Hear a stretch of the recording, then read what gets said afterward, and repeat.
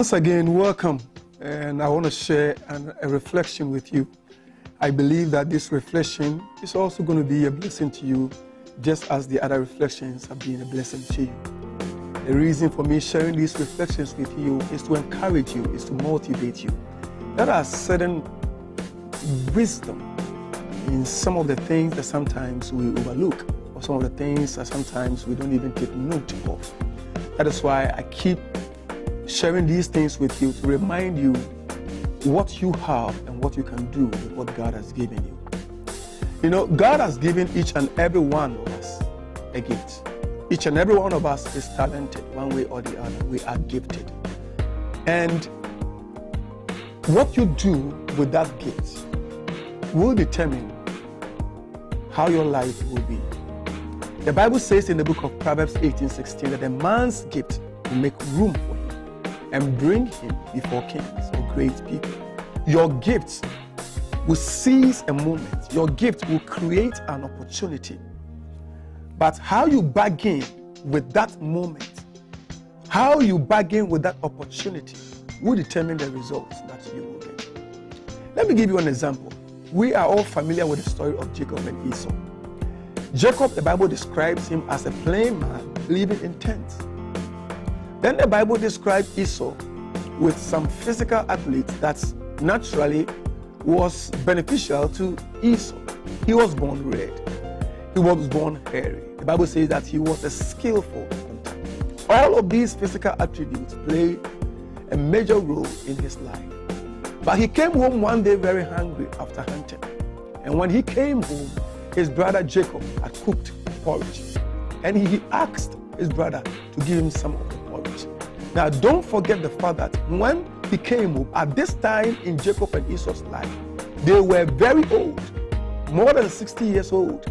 And Esau at this time was married with 2 wives. But he came home, his brother had cooked the porridge, and he asked for some of the porridge. Then this is where the wisdom of Jacob kicked in. He bargained with Esau with what he had. He said, sell me your birthright and I'll give you a porridge to eat. Now you would say that, it wasn't fair for Jacob to do that because he was your brother and all so on and so forth. But to me, I believe that Jacob was a man of wisdom. This was a business deal. He was actually bargaining with what he had. He had a porridge.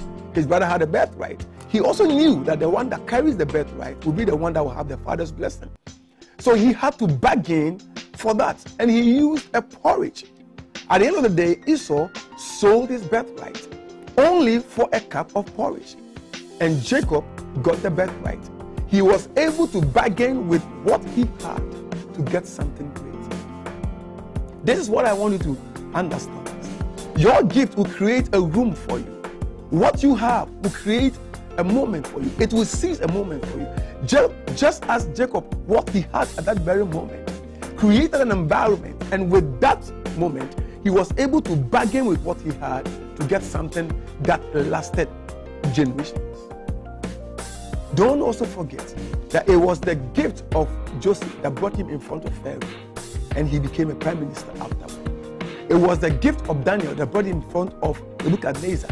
He became the president of the other presidents. It was the gift and the skill of David, his skill in music, that brought him in front of Saul. And later on, he became king.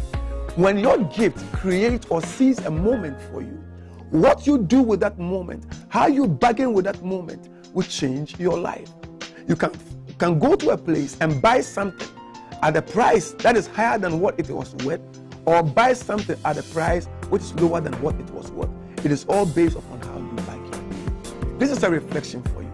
Gift is very important, but your bargaining power, my brothers and my sisters, will determine the value of your gift. I am Apostle Arnold. I will catch you again another time with a reflection which will bless your life. Bye-bye.